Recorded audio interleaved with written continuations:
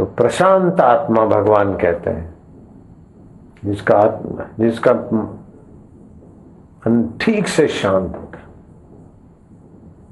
मन संयम मत चित्तो, मन का संयम हो गया और मेरे में चित्त शांत हो। मैं जहां से होता है उसी में चित्त शांत हो, इसीलिए अच्छा लग रहा है। मैं बोलता हूं, तुम बोलना। गुरुजी तुम तसल्ली न दो, सिर्फ बैठे ही रहो। महफिल का रंग बदल जाएगा, गिरता हुआ दिल भी संभल जाएगा। काम में, क्रोध में, भय में, चिंता में, पाप में जो दिल गिर रहा है, गुरु के समक्ष बैठने से वो दिल संभलने लगता।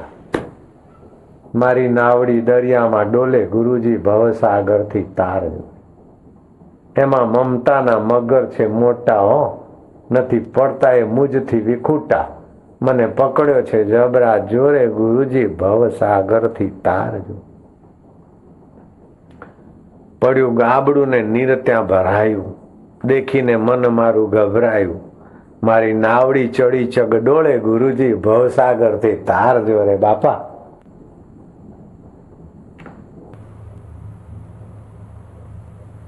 तो अभी माँ सरस्वती की पूजा करती थी। कौन? लीलावती।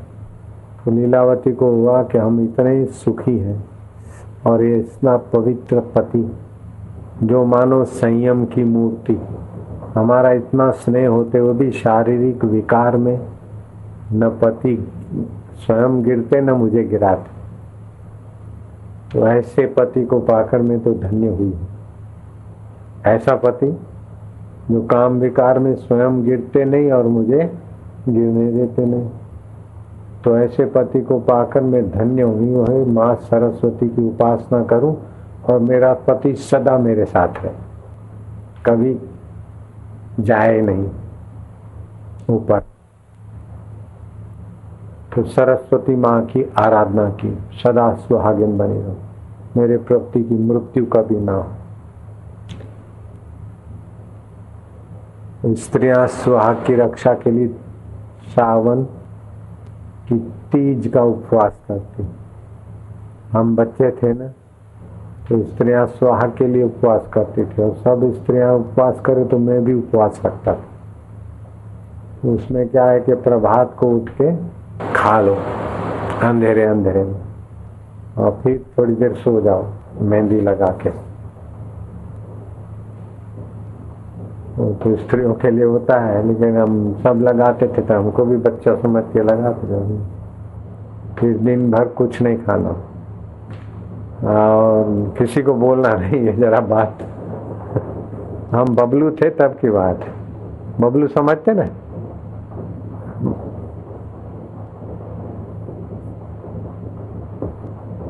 आठ साल के, 7, 8, 9, 10 इस उम्र के थे, 7 से 10 साल की उम्र। बबलू बाबलो होता है, बाबला आता ना तमें एवं बाबलू। उपवास रखते, फिर रात होती और सावन की रात, सावन की तीज। अभी तो शुक्ल हो गया, शुक्ल पक्ष, कृष्ण पक्ष की तीज। तो उसमें तो बादल होते हैं, तो चंद्रमा दिखे न दिखे, और तीज का तो छोटा सा चांद, तो बार बार झांकते, बार बार झांक। बारिश की रातों में कभी कभी तो 11-10 बज जाते, चांद नहीं दिखा। तो दिखता तो खुश हो जाती सब माया, किसी को बोलना नहीं है। लड़कियां माया सब उपवास रखी, तो मैं भी रखता था। तो फिर वो कलश में पानी डालते और दूध भी डालते, सिंदूर डालते, और फिर क्या करते, उभर उभर चंद्रा हे चांद और उदय हो जाओ, साइली का करे सुंदर कलाम। गोरड़ियों आई मतलब दासियां आई, कलशा खीर भरे, दूध के कलश भर के आई।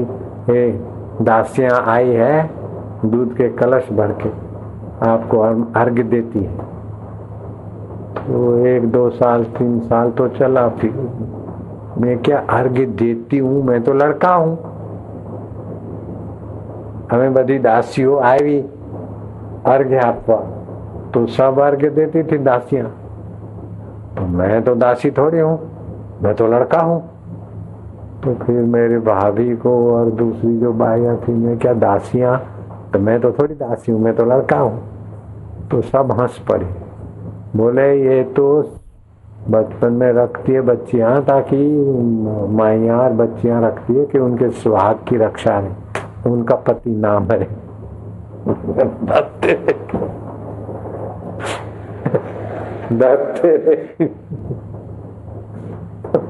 जो कुछ धार्मिक कुछ भी करता तो हम भी वैसा कर लेते थे कि चलो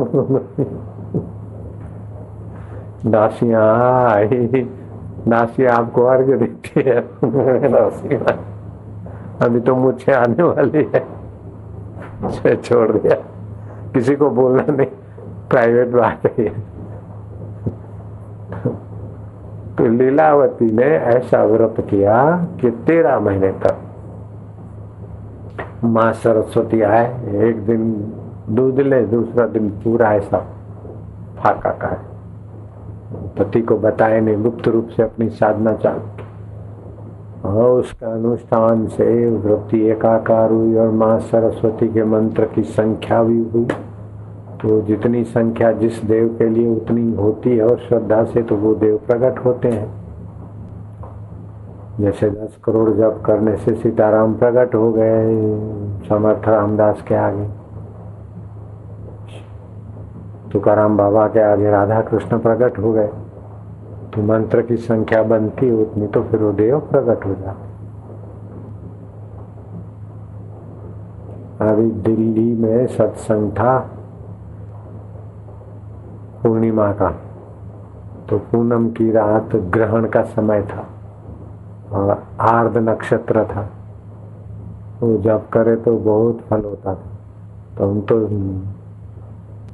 रात को जल्दी सो गए भूखे भूखे। ग्रहण तो फिर 1 बजे 2 बजे आँख खुली और जब चालू।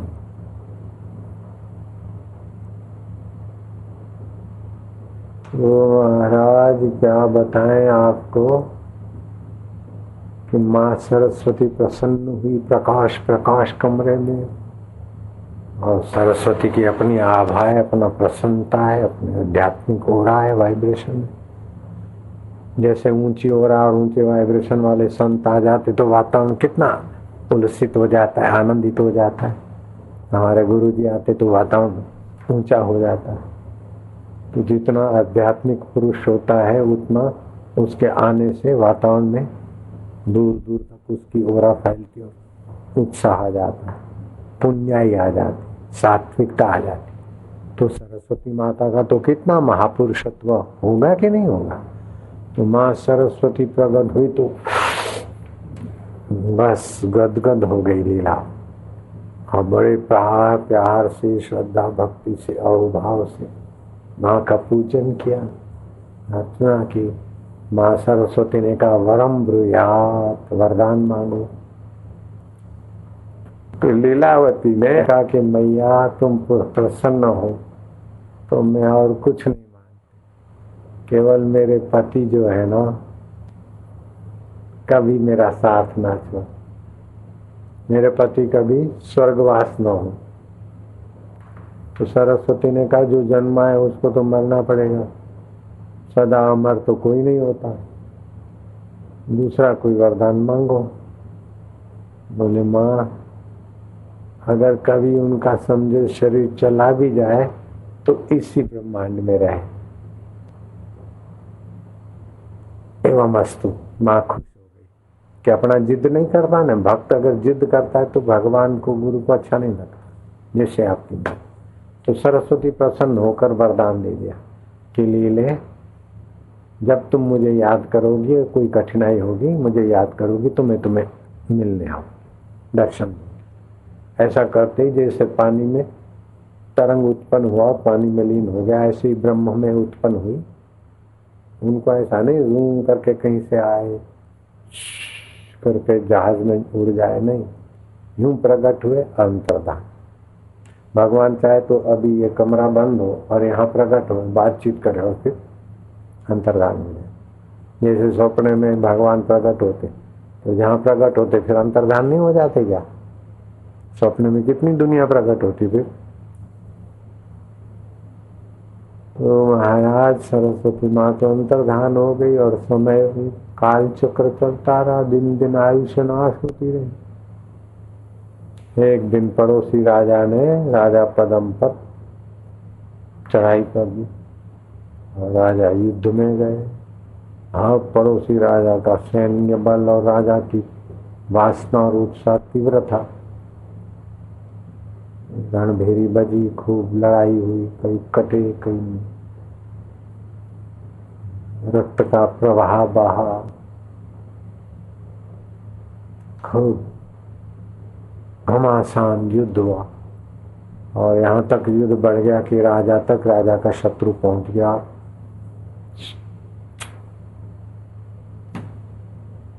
राजा मर गए, छाती में बाण लगा, यहाँ लगा, हाँ, हाहाकार मच गया। राजा मरे तो फिर सेना का बल क्या?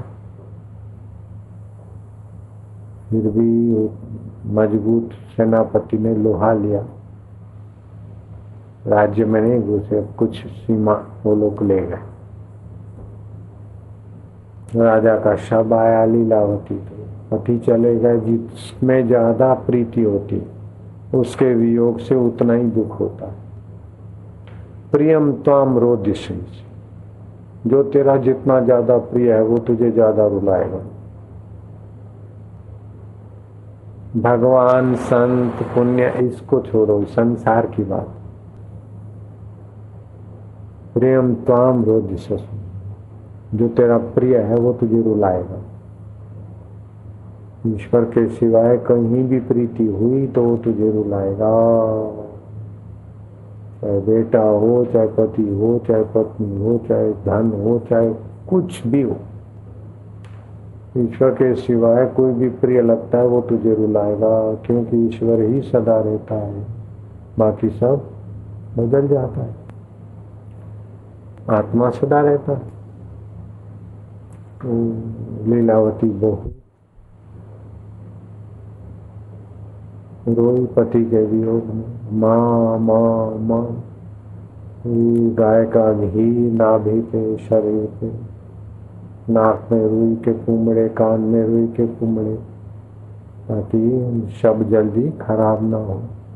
पैरों में, शरीर में सारा घी का लेप करके, उस जमाने की जो औषधियां थी, मतलब कॉटेड कर दिया,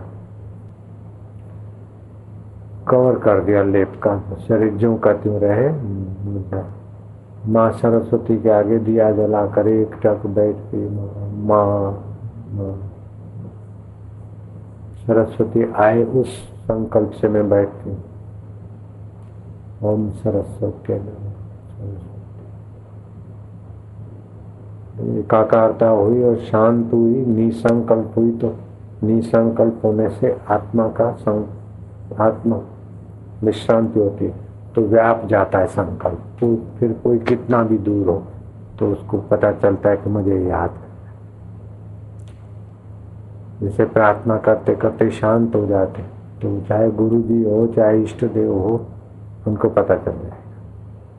जितना आप शांत होते उतना विभू हो जाते। जितना चंचल होते तो आंखों में होते, थोड़े शांत होते तो मन में होते, और थोड़े शांत होते तो गहरे मन में, और शांत तो बुद्धि में, और शांत तो जीवत्व में, और शांत तो ब्रह्मत्व में। उस समय का संकल्प कोई नहीं काट सकता, यदि वह संकल्प चलाए। तुलसीदास ने ऐसा करके सिर पे हाथ रख दिया तो मुर्दा जिंदा हो गया, ऐसा सुना है कहानी में, कथा। तुलसी मुआ मंगाए के सिर पे मेल्यो हाथ, हम तो कछु जानत नहीं, जीव है या मैं हूं तब तक कुछ नहीं, तुम जानो रघुनाथ। अर्थात ईश्वर में खो जाए तब कुछ ईश्वर की लीला हो। तो उसमें सात्विक पुरुष होते हैं। दारू ये या मांस खाया या हराम खोर किन्ना खोर व्यक्तियों का काम नहीं है शुभ आशीर्वाद देना। तुलसीदास जैसे, महावीर है, बुद्ध है, कबीर जी हैं, लीलाशाह बापू जी हैं, एकनाथ है, ऐसे पुरुषों के संकल्प में बल होता है। तो महाराज क्या बताएं।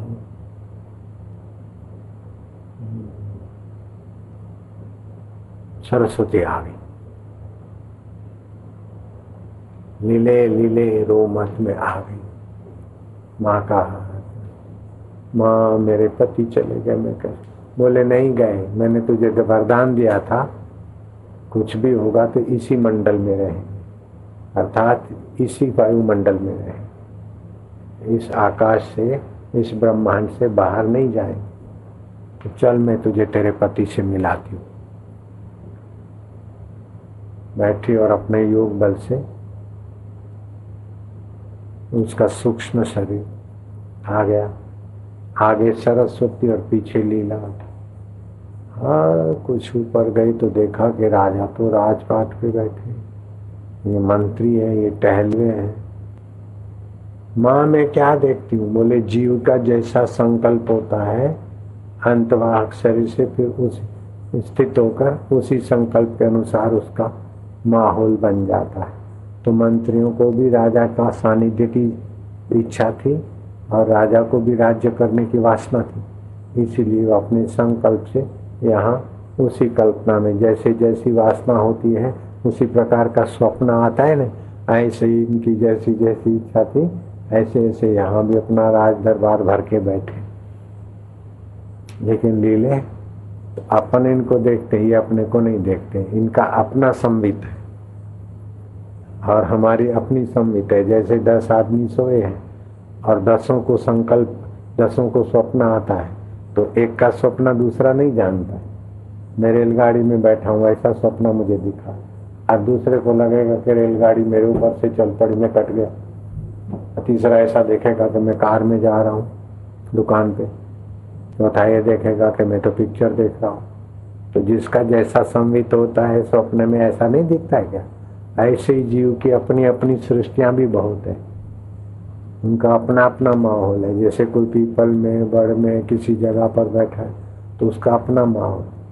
सूक्ष्म शरीर वाले कहीं किसी घर में रहते हैं तो उनका अपना माहौल होता है, अपना वातावरण। गिरनार में कई जोगी रहते हैं, अपन इस आंखों से नहीं देख सकते उनको, लेकिन हमने सुना है, हमने देखे नहीं। तो फिर अंदर उनकी अपनी दुनिया होती है। तो जीव जीव की अपनी भावना, अपना संकल्प और अपना माहौल होता है। चल लीले आगे चलते। तो ऊपर जाते जाते जाते जाते जाते कई हजारों लाखों माइल लांघते लांघते ये जो दिख रहा है इस ब्रह्मांड से दूसरे ब्रह्मांड में प्रवेश किया। कई ब्रह्मांड है, विज्ञान इस ब्रह्मांड के बाहर नहीं जा सकता क्योंकि विज्ञान में इनके पास स्थूल साधन है, लेकिन सूक्ष्म साधन वाले इस ब्रह्मांड को लांघकर दूसरे ब्रह्मांड में भी जा सकते। तो सरस्वती की कृपा से लीलावती दूसरे ब्रह्मांड, और वहां देखती कि क्या सृष्टि है, क्या सुंदर है, क्या सात्विक, क्या प्रभाव है। तो दूसरे ब्रह्मांड में विचरण करते करते क्या देखती है?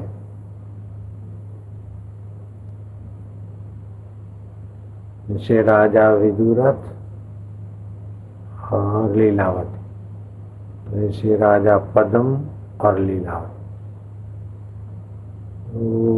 ये लीलावती वहां देखती है तो ये बच्चे तो मेरे रो रहे हैं, अरे और यहाँ तो मैंने तुलसी का पौधा लगाया था, ये पौधा भी बड़ा भी हुआ थोड़ा। ये तो मैं क्या देखती हूँ, ये तो मेरा घर है। अरे तुलसी का पौधा मैंने लगाया, तो मेरे बच्चे रो रहे हैं, माँ मर गई है, बाप मर गए। अभी तो यहाँ लीले अभी तो यहाँ पातक भी पूरा नहीं हुआ, 12 दिन भी नहीं हुए तुमको। और वहां देखो राजा विदुरथ और लीलावती, राजा पद्म और लीलावती बनकर तुमने कितने वर्ष भोगा। यहाँ तुम वशिष्ठ ब्राह्मण की पत्नी अरुंधति के नाम से थे और ये तुम्हारे बच्चे हैं। तो यहाँ वर्षों की कतार बीतती है मनुष्य लोक की, उस ब्रह्मांड की, तब इधर एक दिन होता है। तो इधर अभी 8 दिन भी नहीं हुए तुम्हारे, और मृत्यु लोक में तुम्हें वर्षों की कतारें बीत गई। जैसे तुम्हारा 1 महीना और मक्खी की कई पीढ़ियां बीत गई। अब मक्खी का 1 जन्म, बैक्टीरियाओं की कई पीढ़ियां बीत गई। मक्खी तो बैक्टीरिया के लिए बड़ी आयुष्य वाली है, और मेढक मक्खी के आगे बड़ी आयुष्य वाला है, लेकिन तुम्हारी आयुष्य के आगे मेढक की आयुष्य क्या, मच्छरों की आयुष्य क्या है। तो मच्छर की आयुष्य तो ऐसी है कि जैसे तुम तो ब्रह्मा जी और मच्छर पैदा होकर मर गया, ऐसे ब्रह्मा जी की आयुष्य के आगे अपन भी मच्छर जैसे। बात समझ में आ गई ना। जैसे तुम्हारे हमारे आगे बैक्टीरिया और मच्छर पैदा होकर मर जाते हैं, अपनी जिंदगी में कई बार मच्छर पैदा होकर मर गए, ऐसे ब्रह्मा जी के आयुष्य में हम लोग कई बार जन्मते, कई ब्रह्मांड में जन्मते मरते जन्मते मरते। अब ब्रह्मा जी का एक दिन मिलता है। ऐसी सृष्टि है। ऐसा ज्ञान जल्दी नहीं मिलता, ऐसा दिव्य ज्ञान मिलता है क्या सब जगह। तो वहां वशिष्ठ ब्राह्मण थे और अरुंधति तुम थी। एक तो अरुंधति वशिष्ठ जी थे, राम जी के गुरु और गुरु पत्नी, वो नहीं, तुम यहाँ वशिष्ठ ब्राह्मण और उनकी पत्नी। राजा ताम झाम से जा रहे थे, उसका जन्मदिन था, लोग यशगान कर रहे थे। तो तुम लोगों की सात्विक भावना थी, सात्विक कर्म था। तो जिसके सात्विक कर्म, सात्विक भावना और एकाग्रता होती है, उसका संकल्प जल्दी फलता है। तो तुम्हारी इच्छा हुई कि हम भी राज्य सुख भोगे, तो तुम अपनी साधना से, एकाग्रता से नीचे आए। फिर नीचे के ब्रह्मांड में तुम राजा पद्मा और लीलावती बने। ये दूसरी बार बने राजा विदुरथ और लीलावती।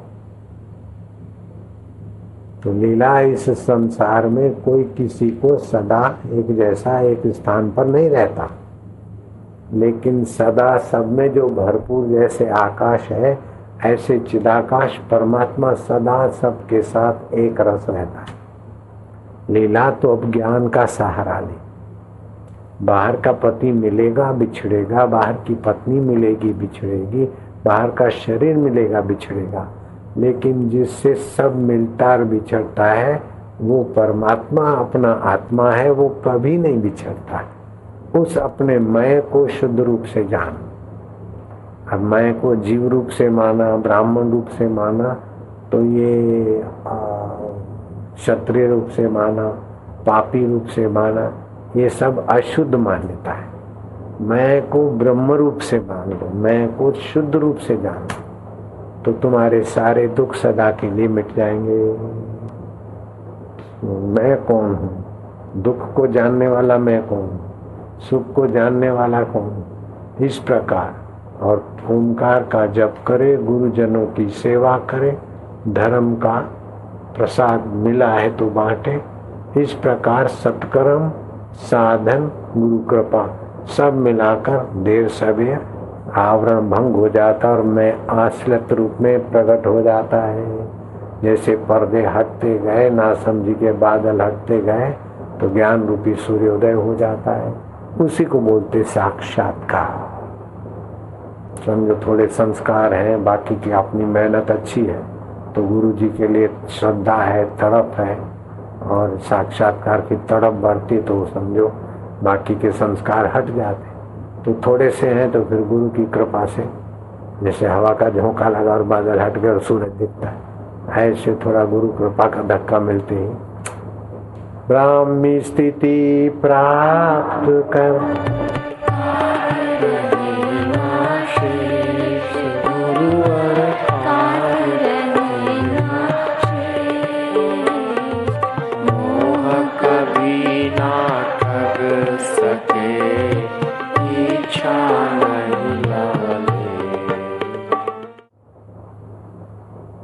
आप लोगों का कितना पुण्य है, कितना सौभाग्य है, कितनी उन्नति हो रही है। इधर बैठना, इतना चुप और फिर इतना सूक्ष्म, सूक्ष्मतर सूक्ष्मतम ज्ञान तक आपकी गति हो गई है। ऐसा ज्ञान हमको अहमदाबाद में इधर उधर कहीं नहीं है। बहुत वर्षों के बाद इस ज्ञान तक हम पहुंचे।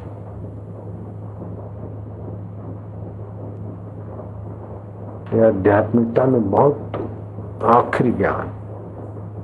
भगवान के दर्शन हो जाए फिर भी जय विजय को गिरना पड़ता है, और ये ज्ञान समझ लिया तो गिरना चढ़ना से पार हो जाए, ब्राह्मी स्थिति प्राप्त, कार्य रहे ना शेष, मोह कभी ना ठग सके। मैं शरीर हूं और ये संसार सच्चा है, इसका नाम मोह है। और मैं अपने आत्मा को ठीक से जान लिया तो फिर बाहर से ऐसे ही लगेगा व्यवहार, लेकिन अंदर से उठत बैठत वही उठाने कहत कबीर उसी ठिकाने। तो अध्यारोप अपवाद ये उपासना शुरुआत वाले के लिए ठीक है। शुरू में केजी में गए तो ठीक है, 5 साल का लड़का केजी में है तो ठीक है, और 80 साल का बूढ़ा है केजी में जाता है तो मूर्ख है। पीएचडी कर रहा है और फिर केजी में जाता है तो दिमाग कम है कि ज्यादा है दिमाग। एक बार तो मेरे को गुरुजी ने ऐसा चुंडी मार दी कि मैं सतर्क हो गया। उपलेटा में गुरुजी रहते थे, खेत में किसी ने भोयरा बनाया था। भोयरा इसलिए बनाते कि बाहर का आवाज ना हो और मन जल्दी एकाग्र हो। गुरुजी उस भोयरे में रहते थे, हम भी नहीं घुसते थे साधना की जगह पे, जो कोई नहीं घुसता। तो गुरुजी कुछ दिन वहां ज्यादा रहे, तो हम डीसा से गए थे दर्शन करने को। तो उपलेटा में बैठे बैठे जूनागढ़ का पहाड़ दिखे। तो मैंने सुन रखा था कि जूनागढ़ में बड़े सिद्ध योगी रहते हैं, अंतर्धान होने वाले होते हैं, शेर बन जाए कोई योगी। और फिर वो रेंजर को बोलते थे कि भाई देखना कभी हम घूमे फिरे शेर रूप में तो कहीं हम पर गोली न चला देना। तो बोले बाबा हमको कैसे पता चले? बोले जिस शेर के पैर में कड़ा लगाओ, देखिए मेरा हाथ में कड़ा है ना, तो फिर शेर बनने के बाद भी वो कड़ा निशानी होता है। ये बात मैंने वो जोगी को देखा नहीं, ये सुनी है, दंत कथा कहते। तो कोई शेर बन जाता था। ऐसे ऐसे जोगी रहते थे जूनागढ़ में। तो मेरे को वाके चलो भी यहाँ दिखता है 20 किलोमीटर होगा क्या। तो मैं डीसा जाने की आज्ञा लिया। तो मैं तो गुरुजी के आगे जल्दी मर्यादा रखनी पड़ती। तो गुरुजी के सेवक को बोला मेरे को आज्ञा ले देना कि मैं जाते जाते डीसा नहीं जाऊंगा, जूनागढ़ का संतों को जरा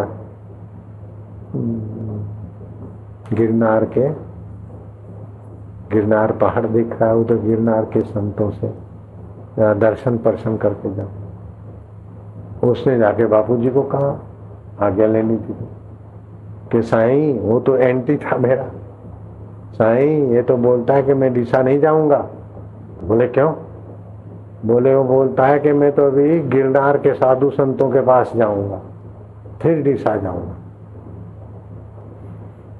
साईं ने कहा अच्छा। वो मेरी गैरहाजिरी में जो हो गया होगा हो गया, ये मैं कल्पना करता हूँ। अच्छा मैंने मिला के बोला। रात को उसने बोल दिया, सुबह प्रभात को सत्संग हुआ। जी ने सत्संग सुना, एक पढ़े और 2 सुने और हमको बता रहे थे। बोलते बोलते बोले गुरुजी बोले एक राजकुमार था और मेरे तरफ देखा तो मैं हो गया सावधान। एक राजकुमार था, उसको राजा साहब ने तिलक करके राजगद्दी पे बिठा दिया। सुनता है? मैं कह तुम लोग करते हो ना, ऐसा मैं करता था। जी सही, जी सही। वो राज तिलक कर दिया, राजगद्दी पे बिठाया, फिर वो राजगद्दी छोड़कर वो राज के कर्मचारी थे, उनके लड़कों के साथ खेलने लग जाए। अरे कहाँ तो राजाधिराज और कहाँ तो इन बच्चों के साथ खेलने जाता। वो राजकुमार है कि मूर्ख है? एक बार सूरज भागता भागता जा रहा, किसी ने पूछा सूरज नारायण इतना दौड़ क्यों लगा रहे हो? बोले वो खद्योत है ना, खद्योत आ गया, उससे जरा रोशनी देने जाता हूं। मैं क्या सही में ही वो मेरे को? अरे बोले वो ही तो है, आत्मज्ञान छोड़कर वो गिरनार के जोगियों से इधर से उधर से क्या लेने जाएगा, क्या मिलेगा? मैं फिर नहीं गया तो नहीं गया। सुपात्र मिले तो कुपात्र को ज्ञान दिया न दिया, सुशिष्य मिले तो कुशिष्य पर रहम किया न किया। हाँ, कहे कवि गंग सुन शाह अकबर, सूरज उगे तो और दिया किया न किया, पूर्ण सतगुरु मिले तो और को नमस्कार किया न किया, ब्रह्म ज्ञानी गुरु मिले ब्राह्मी स्थिति प्राप्त कर। फिर मैं नहीं गया तो नहीं गया। अब तो मैं जाऊं तो कोई गुरु जी तो टोकेंगे नहीं, डांटेंगे नहीं, छुट्टी लेनी नहीं पड़ेगी। लेकिन आपने कभी सुना कि बापू जी गिरनार के जोगियों से मिलने गए, खोजने गए? एक आध बार ऐसे गया था, लेकिन थोड़ा बहुत घूम के। अपना आश्रम भी है गिरनार में।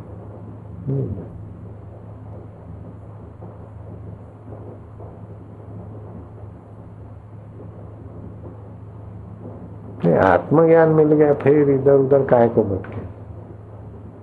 सीधा ब्रह्म ज्ञान मिल रहा है, इधर फिर भटकते भटकते भटकते जहाँ आना है उधर तो है, फिर नीचे जाके भटकते भटकते फिर वहीं आना। एको देव सर्वभूतेषु गुडाकेश, वो एक ही देव। जैसे एक ही चैतन्य स्वप्न में अनेक रूप होता है, ऐसे एक ही देव अनेक रूप। इससे शांत आत्मा हो गए। गणपति जी महान कैसे बने? शांत आत्मा हुए तभी, निसंकल्प हुए तभी। न गणेशात् परो वशी, गणपति ने इंद्रियों को मन में लगाया, मन को बुद्धि में लगाया, बुद्धि को जीवत्व में लगाया, जीवत्व को अपने ब्रह्मत्व में स्थित कर दिया, समाधि। गणपति नमः, भगवान गणपति हो गए, आसुमल में आशाराम हो गए, लीलाराम में से लीलाशाह जी हो गए। तो शांत आत्मा होना है कि फिर विसर्जन और स्थापना? कितना बुद्धि छोटा है, बड़ा तरस आता है।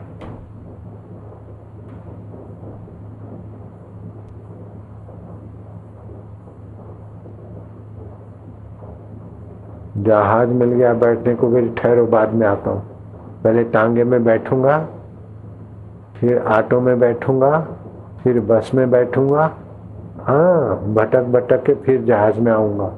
ए मूर्ख, जहाज चल जाएगा तो टांगे में 4 रास्ते नहीं पहुंचेगा, तब तक जहाज तो बंबई पहुंच जाएगा। जहाज तैयार हो और कोई बोले ठहरो ऑटो में जरा बैठ के, इधर घूमूंगा उधर घूमूंगा, बंबई की तरफ ऑटो ले जाएगी, फिर कहीं आगे मिलेगा जहाज, तब बैठो। ओहो, कैसी बुद्धि है। लेकिन ये गलती भी सत्संग में से मिटती है, वो स्थापना और विसर्जन से नहीं मिटती। स्थापना और विसर्जन से अज्ञान नहीं मिटता, भावना अच्छी होती है। बस भावना अच्छी है तब तो पहुंच गए, फिर क्या है। मेरे गुरुजी बोलते थे कि तुम साइकिल से जाओ, ऑटो से जाओ, टैक्सी से जाओ, एयरपोर्ट पे चले गए तो फिर जहाज में ही बैठना है।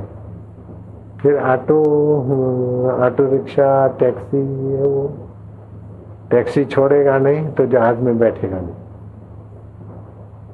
क्यों? एक बाबा भाई था, बाबा भाई एनो दीकरो छकलो, बाबा मुखी नो दीकरो, सुना मैनू? क्या नाम था उसका? छकलो। तो बचपन में ही शादी होती थी वो जमाने में। तो छकला बालक था, छोटी सी छकली के साथ फेरे फिरने थे। छकला छकली नहीं, छकला छकली ना लगन था। तो ब्राह्मण ने तिलक बिलक किया और छकली को भी बिठाए। मंगलम भगवान विष्णु मंगलम गरुड़ध्वज मंगलम पुंडरीकाक्षाय सर्वमंगलाय तनोहरि। छकला ताम नाम सूचके छकला भाई बाबा भाई फलाना छकली। हाँ छकली बहन आपનું નામ? એટલે ચેન્ડા ભાઈ। अच्छा માનું નામ? માનું નામ પકોડી બાઈ। हाँ ठीक है। इतने में तो बाहर डुगडुगिया बजा। बंदरी वाला आया था, 2-3 बंदरियां लेके नचाने वाला। माकड़ा है माकड़ा, वांदरा वाला है। डुग डुग डुग डुग डुग डुग। अरे बंदर आए, बंदर बहुत बंदर आए, नचाने वाले बंदर वाले आए। तो जो वरराजा था ना, अभी तो छेड़ा छेड़ी बांधना था फेरा फिरने के लिए, वो तो उठा छकला बाबा भाई की गोद और दौड़ा। बोले छोकरा क्या जाए बेटा, क्या जाए છે? जी तो छेड़ा छेड़ी बांधवाना છે, फेरा फरवाना છે કે બાપા તમે ફરી લેજો, હું તો માકડા જોવા જવાનું છું। अरे फेरे तेरे को फिरने? बोले मैं तो बंदरियां देखने जा रहा हूँ। अरे छोरा अभी विधि तो करने दे। अरे बापा તમે કરી લેજો। अरे फेरा फरवा છે કે તમે ફરી લેજો ને, હું વાંદરા જોવા જવાનું। बाबा भाई तो फेरे फिरे तभी तो छकला हुआ। अब तो छकले को फेरे फिरने हैं। बाबा भाई तो फेरे फिर के छकले के बाप हो गए। अब छकले के बदले में बाबा भाई फेरे फिर सकता है क्या? छकले को ही फिरने पड़ेंगे। तो छकला बोलता मुझे बंदरियां देखने जाना।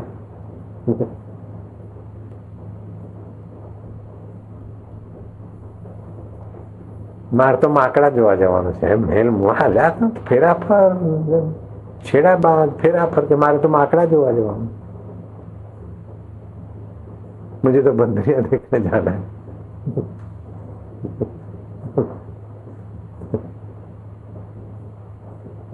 જોવાતા છે માકડા? માકડા જોવા જવાનું? તમે બધા છકલા થવાના? હા, 1000 કામ છોડીને સત્સંગ સાંભળવાનું, કરોડ કામ છોડીને સત્સંગ। આપણે ક્યાં છકલા થવાનું? છકલા ભટ્ટ ભલે છકલા થાય, આપણે नहीं छकला થવાનું। मेरे को भी छकला होने से गुरु जी ने रोक दिया। ये क्या गिरनार के जोगियों के पास? हालांकि स्थापना से तो फिर जोगियों का दर्शन आएगा, ज्यादा हितकारी होता है। फिर भी गुरु जी ने कहा नहीं, जाओ इधर उधर भटको मत, अंदर में जाओ।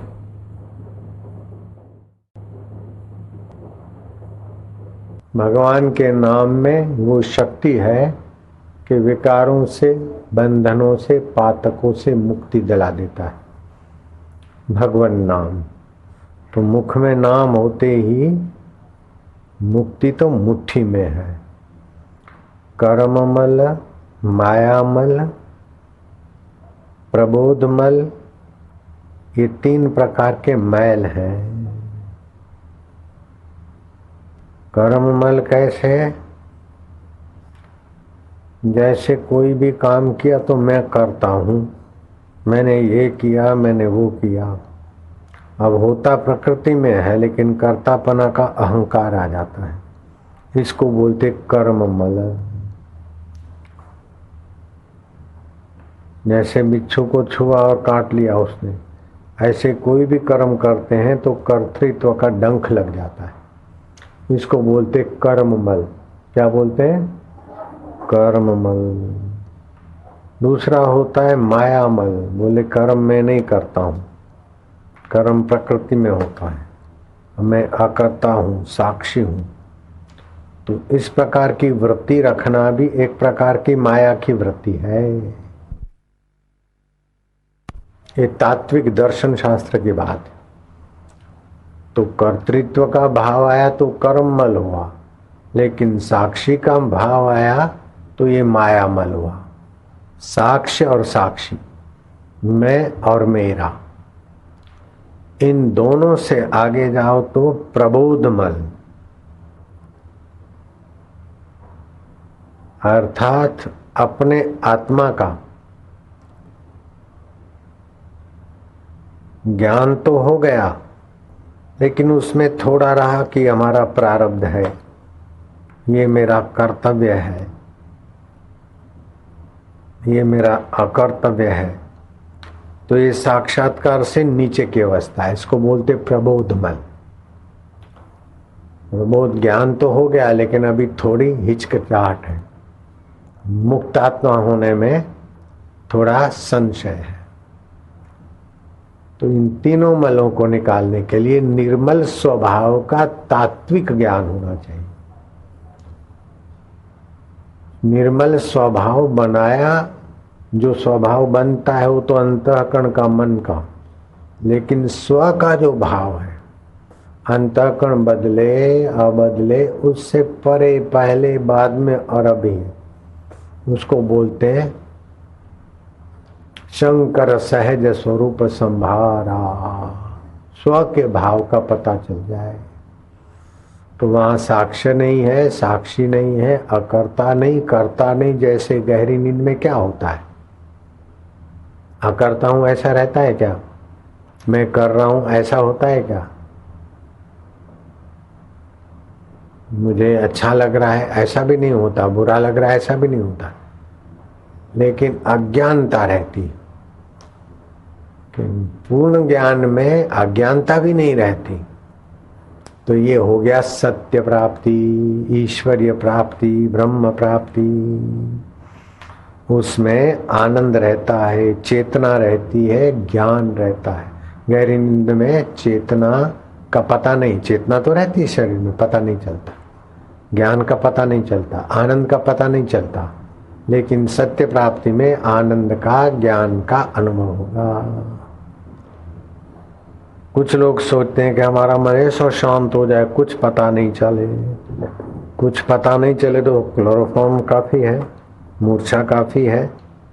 कुछ पता न चलना ये कोई बड़ी बात नहीं है, लेकिन पता जिससे चलता है, जिससे पता चलता है मन को, बुद्धि को, इंद्रियों को, उसके स्वभाव में अपने को जानना,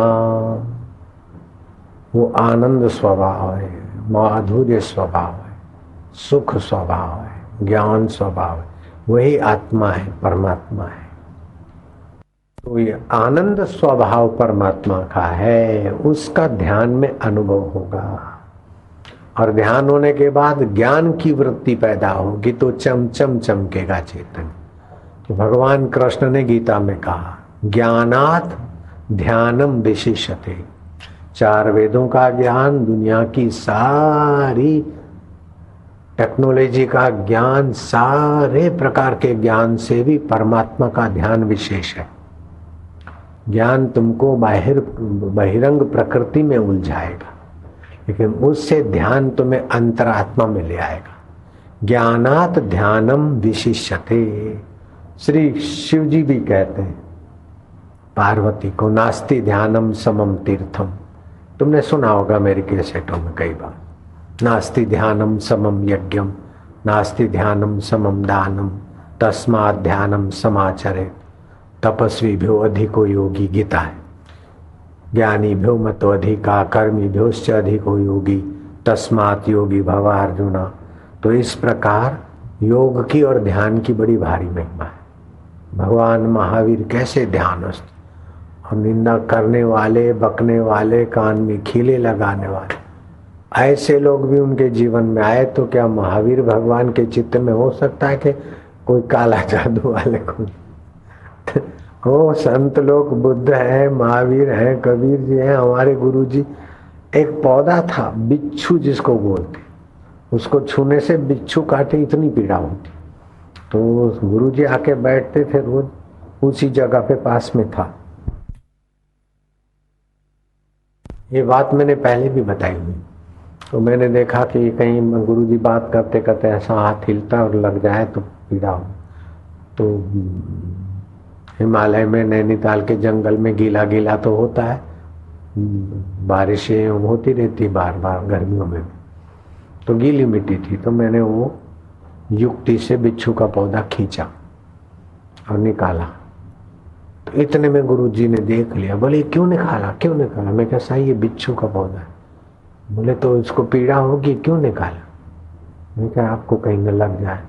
बोले नहीं, मैं रोज संभाल के बैठता हूँ, इसका भी बेचारे का जीवन है, इसको तकलीफ होगी, या दूसरी जगह अच्छी तरह से लगा देना, पानी वाणी पिला देना। ऐसे गुरु के हम शिष्य हैं कि पौधे को पीड़ा ना हो। और फिर हमको पक्का याद है कि वो बिच्छू का पौधा हमने फिर आश्रम में दूसरी जगह पर लगा दिया। मुझे कीड़ा मकोड़ा कई लोग बोलते हैं, फिर मैं कोई बात नहीं, बैठा रहे, फूल का कीड़ा या कुछ होता फिर धीरे से उतारता हूँ और किसी को बोलता हूँ ले भाई इसको अच्छी जगह पे रख दे, फलानी जगह। तो प्रारब्ध पहले भयो पीछे भयो शरीर, तुलसी चिंता क्यों करे, भजले श्री रघुवीर। तुम तो भगवत स्मृति करो, भगवत आकार वृत्ति करो। शत्रुआकार वृत्ति होगी तो अंदर में जलन होगा,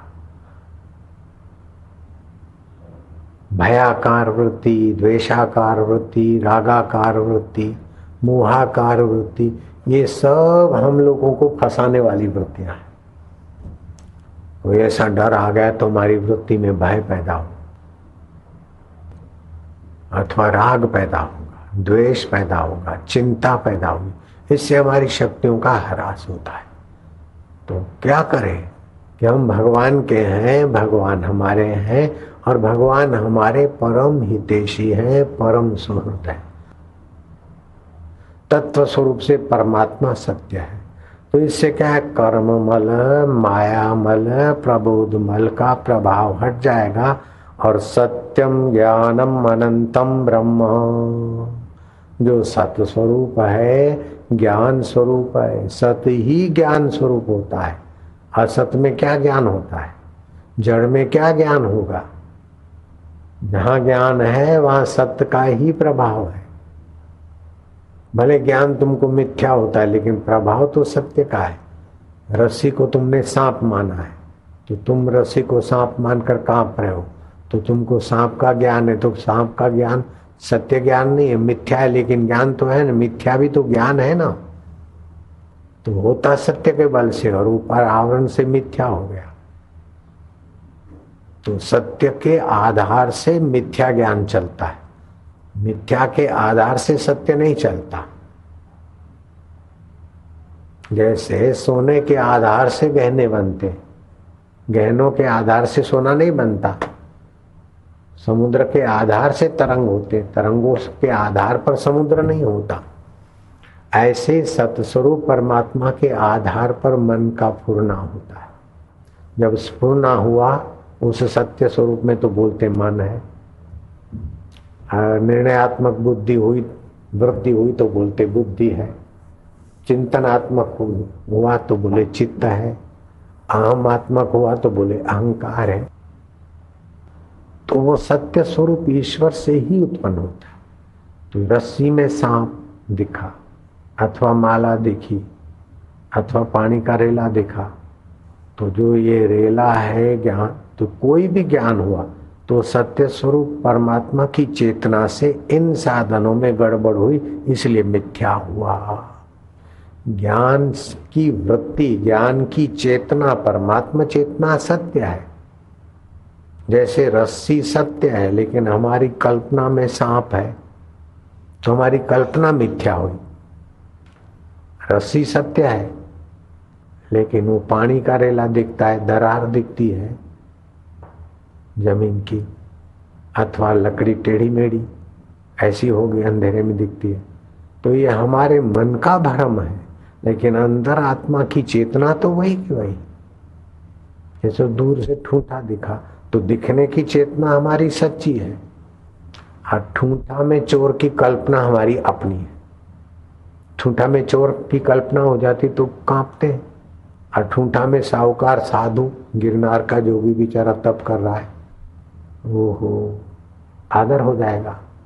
तो आदर अनादर भय राग द्वेष ये हमारी वृत्तियों का खेल है, लेकिन वृत्तियों के गहराई में चैतन्य परमात्मा की सत्ता सत है।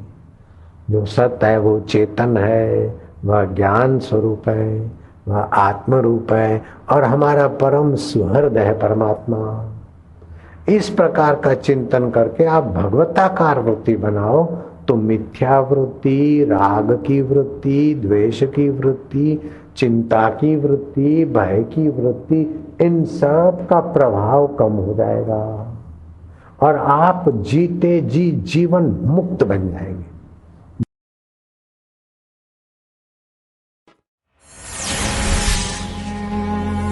ये दीक्षित दंपति आज बापूजी के ऋणी हैं। हों भी कैसे ना, जो जीवन देश के महान चिकित्सक न बचा सके, वो इनके गुरुजी बापू आसाराम जी की तस्वीर ने ही बचा लिया। 2003 में हम लोगों ने संत श्री आसाराम बापू जी से दीक्षा ली थी और दिसंबर 2003 में मेरी धर्मपत्नी स्नेहलता दीक्षित, जिसे कि ब्रेस्ट कैंसर हो गया था, तो हम लोगों ने ऑपरेशन करके निकला दिया और 2005 जुलाई में उन्हें फिर से तकलीफ़ शुरू हो गई, जिसके लिए हम लोगों ने पूना में हड़पसर में मोहिंतारा हॉस्पिटल है जहाँ पे एडमिट करवाया। तो डॉक्टर ने पेट में चीरा लगाने के बाद में ये समझ में आया कि इनका जो कैंसर था जो 2003 में हुआ तो वापस पूरे पेट में फैल गया है, जिसका कि अब कोई इलाज नहीं है, ऐसा डॉक्टर जी ने बताया और पेट वापस सिल दिया। उस समय पे डॉक्टर जी ने कहा कि अब ये ज़्यादा से ज़्यादा 1 से 2 महीने की मेहमान हैं, तो आप इनके माताजी पिताजी को बुला लीजिए और घर पे रख के इनकी सेवा कीजिए। ऑपरेशन होने के बाद में फिर से इनको वार्ड पे ले आए। वार्ड में लाने के बाद में अभी टेंशन की वजह से नींद तो नहीं आ रही थी, तो मैं बैठा हुआ था। तो सुबह 5 बजे के करीब में मैं देखता हूँ कि एक प्रकाश पुंज खिड़की से अंदर आता है और जहाँ पे मैंने इनके सर के पास में बापूजी की एक फ़ोटो रखी हुई थी, जो जिससे कि बापूजी का आशीर्वाद हमेशा इन्हें मिलता रहे। तो वो प्रकाश पुंज बापूजी की फ़ोटो की तरफ जाता है और 2-3 चक्कर लगा के जहाँ पे इनका ऑपरेशन हुआ था, तो वो ऑपरेशन की जगह पे 2-3 बार चक्कर लगा के और खिड़की से तुरंत निकल जाता है। जब 8 बजे ये सो के उठी तब इन्होंने बताया कि बापूजी आए थे और बापूजी ने मुझसे कहा कि तेरे पेट में गंदे फूल हो गए, मैं निकाल के फेंक देता हूँ, अब तो बिल्कुल ठीक हो जाएगी। बापूजी की असीम कृपा है कि वो दिन और आज का दिन बिना कोई दवा लेते हुए बिल्कुल 100% सही है। ये बापूजी की असीम कृपा है हमारे परिवार पे।